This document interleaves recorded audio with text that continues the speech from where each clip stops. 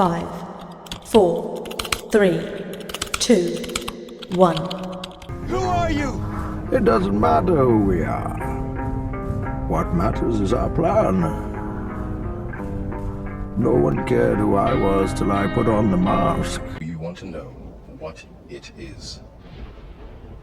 It is the world that has been pulled over your eyes to blind you from the truth. What truth?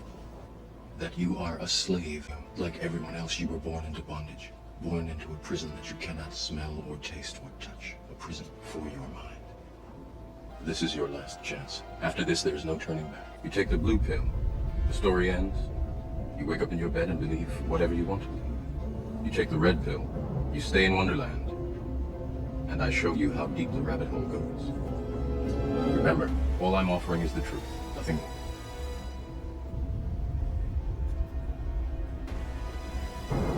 Follow me. Somewhere along the line, you changed. You stopped being you. You let people stick a finger in your face and tell you you're no good. And when things got hard, you started looking for something to blame. The world ain't all sunshine and rainbows. It's a very mean and nasty place, and I don't care how tough you are, it will beat you to your knees and keep you there permanently if you let it. You, me, or nobody is gonna hit as hard as life. But it ain't about how hard you hit. It's about how hard you can get hit and keep moving forward. How much you can take and keep moving forward. That's how winning is done. Now, if you know what you're worth, then go out and get what you're worth. But you gotta be willing to take the hits and not pointing fingers saying you ain't where you wanna be because of him or her or anybody. Cowards do that, and that ain't you. You're better than that. Welcome to 50/50 Media. We are Lord Koss, Cynic, Stannon, and Normie. We are 50/50 Media. And welcome to 50/50 Media's first episode of The Bait, The Bad, and The Woke. I'm your host, Lord Koss, and we are joined here by my co-host, Cynic, Stannon, and Normie. This being our first episode, I would like to reiterate what we've said before. Why are we doing this? Well, we're all tired of these big companies coming in and destroying our favorite franchises in the name of some senseless ideological war. And instead of doing nothing, we've decided to start this channel and add our voices to the growing number of YouTube content creators that are currently trying to fight back against the destruction of our entertainment. With that being said, this particular video series here is going to start with Obi-Wan Kenobi, the latest Disney Plus Star Wars installment. We're going to go through it, give some of the reasons why we don't like it, propose some alternative ideas for what they could have done. And, so let's just get right on into this. Normie, why don't you go ahead and kickstart this off and tell us what's the basis of this show? Alright, well, this show, it begins 10 years after Episode 3, Revenge of the Sith. Ewan McGregor's back as Obi-Wan, and Hayden Christensen is back as Anakin and Darth Vader. We meet Obi-Wan, and he's all sad and stuff, and he's haunted by the past. Alright, thank you, Norm. I can see you're really excited to get into this, so Cynic, why don't you go next? Yeah, so I know some people are probably thinking that so far so good, right? Wrong. This is as good as it gets. This show just goes downhill from here. It never recovers. Shortly into this first episode, we're introduced to a 10-year-old Princess Leia, who they, of course, showed already be Force-sensitive. She runs off to play in the forest, and is kidnapped by some bounty hunters. And, of course, the chase scene with that is just so unbelievably bad, but it doesn't even matter. But that sets up the main story arc, and the driving reasons behind Obi-Wan leaving Tatooine. Don't forget to talk about all the desecration they do to Obi-Wan character himself. The scene with the other Jedi, I guess this is a good time to bring up the Inquisitors. The Inquisitors are a group of Jedi hunters. They work for the Empire. We saw them in Clone Wars animated show. They show up on Tatooine. They're having some rando. They find him at a bar. And even though there's three of them, he gets away easy. And we're introduced to Reva, or third sister. We found out that her and the Grand Inquisitor don't get along. And she has a beef with Obi-Wan. Yeah, and the Jedi escapes, but apparently spots Obi-Wan, follows him all the way home, all the way to Luke's house, finally confronts him on the way back, asking for help. Obi-Wan literally tells the Jedi to piss off, and that the Jedi are gone, the war is over, take his lightsaber, bury it out in the desert. Despite this guy just saying that he's being hunted by the Inquisitors, and the Jedi apparently takes his advice, I don't know, because a little bit later in the episode, the Jedi is killed and strung up in town. Such a dumb scene considering what Kenobi's next line is. Right? I mean, Yeah, no joke. Almost the next scene, Obi-Wan is telling Uncle Owen that when the time comes, Luke must be trained. But yet he just told this Jedi to piss off. Anyway, the following scene, the Inquisitors show back up, Fifth Brother is offering money, and Reva starts threatening people.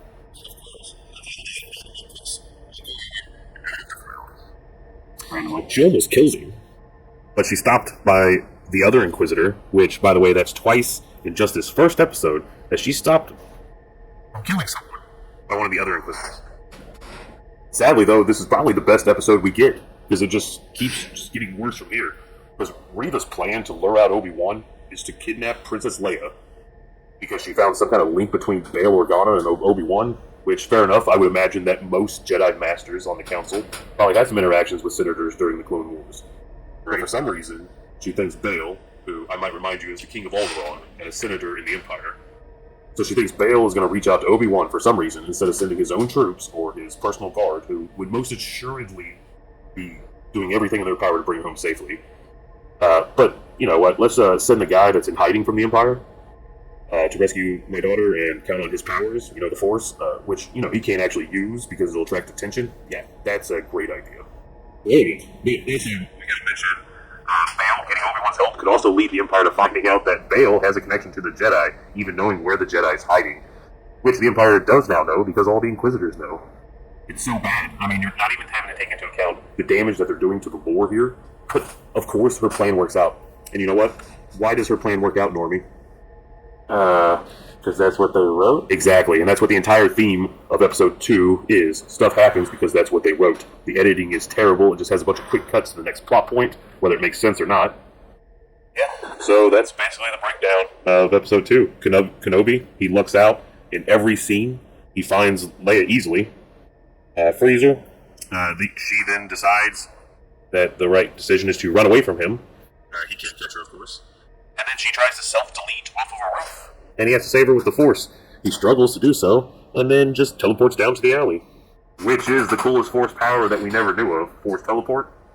And in the final scene, after this, we see a cringe reenactment of Vader and Luke from Return of the Jedi, where Reva tells us that Darth Vader is Anakin Skywalker. We find out that Kenobi doesn't know that Anakin's alive. I mean, I know the guy lives under a rock, literally, but you're telling me he hasn't heard the news of anything with the name Darth Vader? Like, nobody's talking about it? Come on, man. And this scene for Reva, with the opening scene in the temple and the younglings from the first episode, this all just confirms that Reva is indeed that youngling, because she knows who Vader is. And then Obi-Wan manages to get away because the Grand Inquisitor shows up, and Reva kills him, which gives Obi-Wan a perfect opportunity to escape. The scene is so bad. Right? I mean, it's just... So far, the series has just been ridiculous. And for anyone that's thinking I left out some details here, it really is that easy. Obi-Wan just lands on the planet, he instantly runs into someone that knows someone that can help, and then that person's information leads directly to Leia, gets her, escapes easily, and then the same person that gave him the info gets him way out. So, I mean, yeah. And then we get to the third episode, and Kenobi's freaking out because they land there and no one's there, so he thinks they just got betrayed, so he just walks off. Leia ends up trying to flag down a ride, which, of course, everyone doesn't like. They end up pitching a ride, they make up a story about who they are. Some stormtroopers get on board, too, and it's just, oh my god, it's so bad. Like, I don't understand how they don't know that he's a Jedi. And then they leave. They get to a gate. There's more stormtroopers, and Kenobi's forced to kill all of them. Hey, I do want to mention, though, that the scene with Leia and Kenobi, where she asked if he is her father, it was really touching, I'm not going to lie. But to your point, yeah, he shows up there, he takes down the 5 troopers at the gate, and then goes past the gate, gets stopped by 3 more, and he surrenders, only to be saved by a terrible officer. That scene to you. You see those 5 troopers? They were all dudes. So he took them down no problem. But if you listen closely, you'll hear that trooper that told him to surrender was a female. Well, he can't beat her, of course, so he has to be saved by an inferior officer lady. Okay, yeah. Totally true. Alright. Let's move on. So they get to town. She helps them hide. But then Vader shows up. Kenobi sends Leia with Tala, Imperial officer lady. And Kenobi goes to confront Vader. Confront? Well, that's just laughable, considering that what follows is they meet face to face. Kenobi runs away. Vader teleports in front of him. Then Kenobi runs away. And And then Vader teleports in front of him, and over until they finally actually have to fight a little bit. Vader whoops up on him. This is supposed to be a rematch of the century. This is not. Well, and Kenobi tells Imperial Officer Lady to promise him that she's going to get Leia back to safety, only to then abandon Leia in the tunnels, goes back to help, and at the same time, Reva's, of course, searching the town, finds the tunnel that they used to escape. They don't seem to pass each other in the tunnel. It's terrible. And then we get to the next episode. Kenobi's in a back to tank. He gets out. He starts asking about Leia. There's some horrible dialogue that happens. The rebel leader agrees to help after insisting that he wouldn't, whatever. Then they have some more shit dialogue talking about infiltrating this base. And for anyone that's played Jedi Fallen Order, you'll undoubtedly notice where this plot's going, because it's a straight rip-off of the game. Well, yeah, but we're also treated to some intercut scenes of Reva interrogating Leia, which has this funny scene where Reva's trying to read Leia's mind, and she can't. Yet in the second episode, she was able to read fake Jedi guy's mind with ease.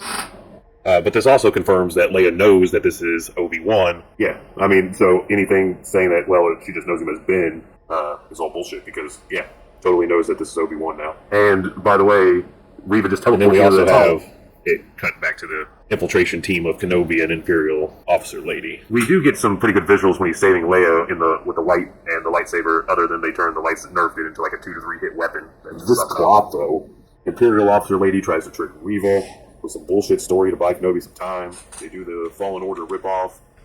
Obi-Wan is actually kind of cool and is powerful, but the problem is his power level is just fluctuating all over the place this entire show. And then we get the 4-legged scene with them hiding Leia under a trench coat. You know, you can clearly see her feet, and the base is on high alert. And what do you know? They get caught in this last movie and same as Rebels and snooze meters. But sadly, Wade dies. Rest in peace, Wade. Rip Wade. Rip Wade. Wait, what? Who? Exactly. And then Vader lets Reva live because she's planning their escape and planted a tracker on Leia's droid. No shit, that's almost word for word what she says. But hey, now we also can get into the Vader versus Kenobi past and present. The 5th episode intercut scenes with one being a duel between Padawan Anakin and Obi-Wan, and the current being Vader's attack on the Rebel base.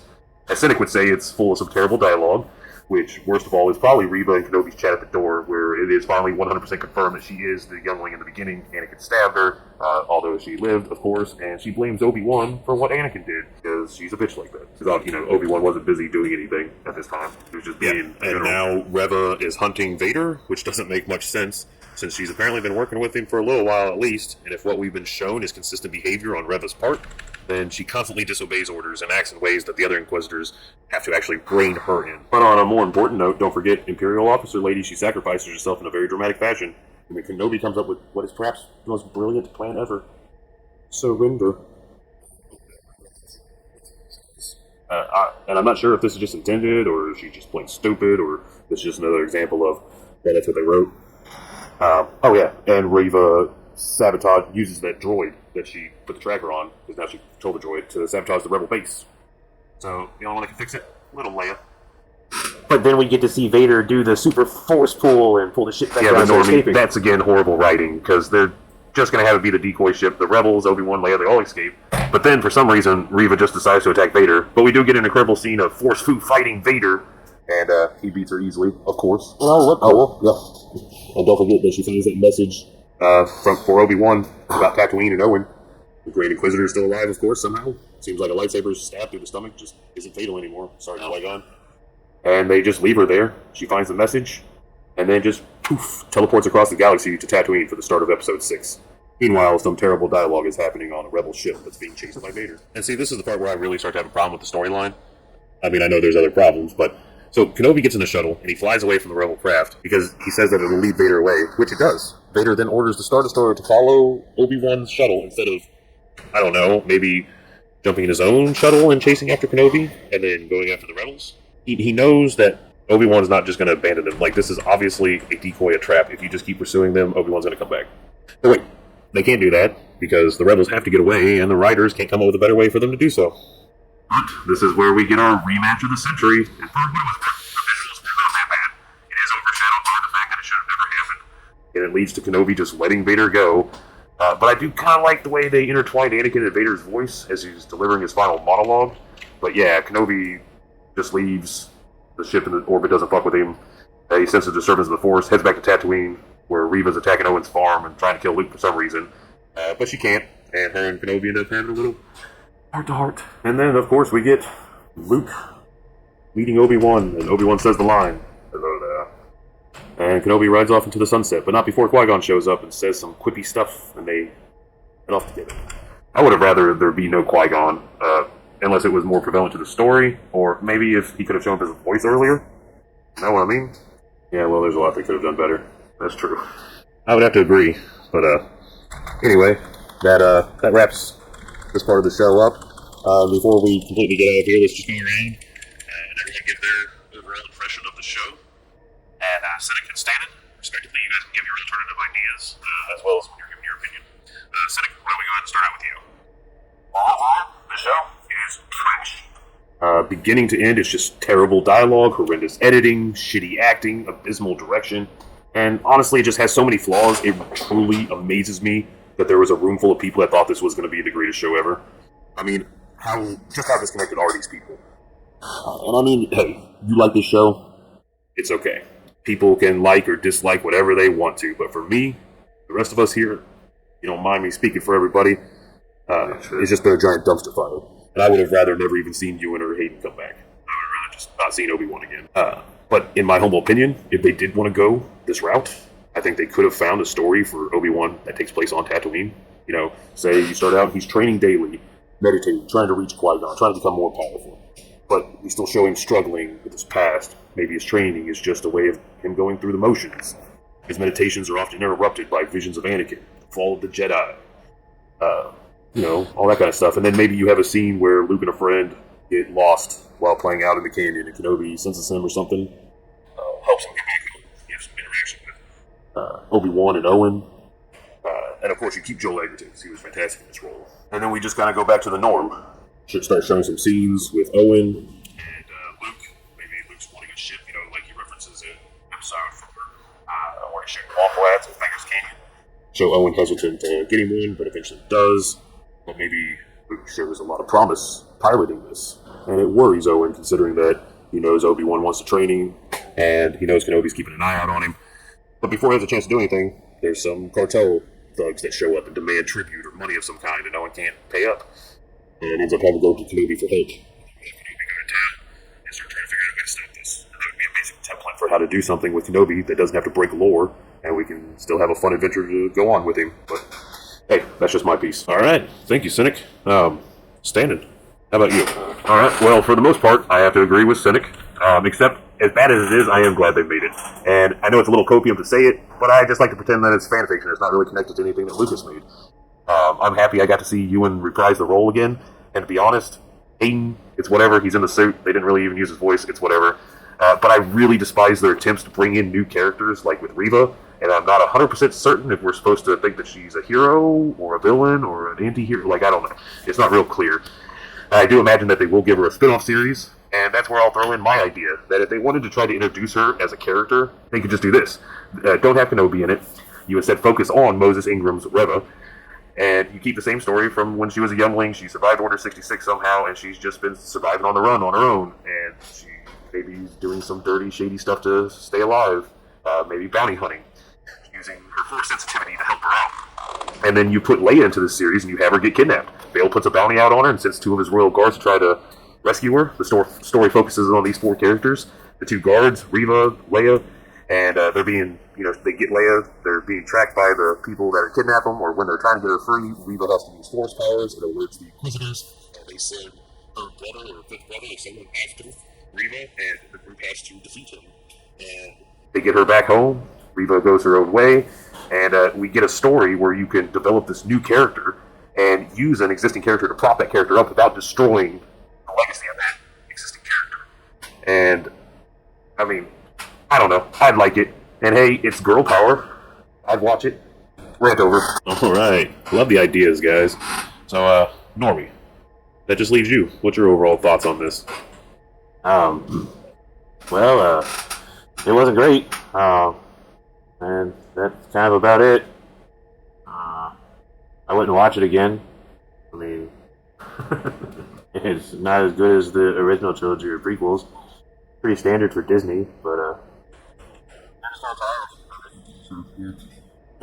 short and sweet. That's why we love you, Normie. So with that, I guess I'll just add that, and This could be applied to all other franchises, but the thing that these companies don't seem to understand is a very, very basic concept. Star Wars isn't worth anything without fans to watch it. Fans to buy its merchandise. Fans to sing its praises to others. When Disney bought Star Wars for whatever ludicrous amount of money they paid for, they didn't buy Star Wars. They bought the built-in fan base. The fan base who was willing to open up their wallets and pay for any product that they make. Therefore, you would think that logic would dictate that you try and make those fans happy, in the hopes that you create something that they really like, and then they will spread it to new people. But instead, you would alienate the audience that you paid for, in the hopes of attracting an entirely new audience, like a whole new group of fans. Great idea. Why would you go through all of that effort to try to build up a new fan base and make less money when you could easily just market it to the people that like it, make it for them, and they will spread it to other people? Not about the money, it's about the message, because the older fans will start introducing the next generation to this material. And the thing is, Hollywood, they don't seem to understand. They work for us. You work for Their us! job is to entertain us. If we want to be preached at, we can go to church, or we can go to Twitter, or a plethora of other places. A movie star, a director, a producer, a studio executive, none of them are better than a server or a cook at your local McDonald's. In essence, it's the exact same job. You provide your customer with a service, and you try and make the highest percentage of your customers that you possibly can happy. Hollywood is about like McDonald's, though. I totally agree. Because at the end of the day, you need your customers. You need customers that will actually pay for stuff. You need customers that will actually buy your product. And if they don't start getting their messages out of our entertainment and start delivering us some good products, then eventually people are going to stop buying their products. And they are going to start losing money horrendously. And this trend has already started. Yes, it is. So, but anyway, that's enough of us ranting for this video anyway. Drop a comment down below and tell us what you think. I've been Lord Koss. I'm Cynic. I'm Stannon. I'm Normie. And we are 50/50 Media. Media. Well, that's it for this video. If you like what you saw here today, I do encourage you to hit that like button, the subscribe button, and ring the notification bell so you'll be alerted to all our future videos. I appreciate the time you've taken out of your day to join us. I'll see you in the next one. I'm Lord Koss, and we are 50/50 Media.